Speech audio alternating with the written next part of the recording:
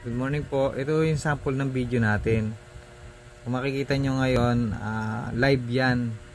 Nakikita nyo yung live feed nung sasakyan mula doon sa sa sasakyan. Maririnig nyo yung kahit yung sound nya. Yan po. Yan. Narinig natin sila pero tayo hindi po nila naririnig. Pero kapag pinindot natin ito, na para kung makikita nyo yung icon nya parang mic, kung pinindot nyo po yan, yun saka pa lang natin sila pwedeng kausapin. I-hold nyo lang po yan at saka kayo magsasalita, maririnig na tayo dun sa loob ng truck or nung vehicle o nung kotse, kahit ano pa po yan. Ngayon yan po yung pinaka live na nangyayari dito sa loob ng sasakyan. So mga biyahe siya. Kung gusto nyo naman makita po yung replay nya o reviewin yung mga nangyari kanina, ito po pipindutin lang po natin itong replay. Ayan. Ayan.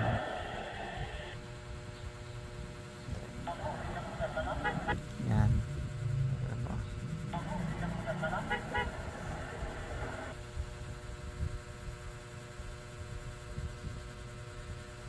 Loading lang po. Hindi lang nasa app eh.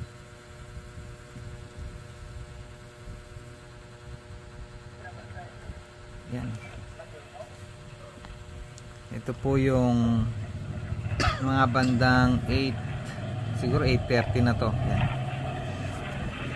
Kita niyo po yung ano,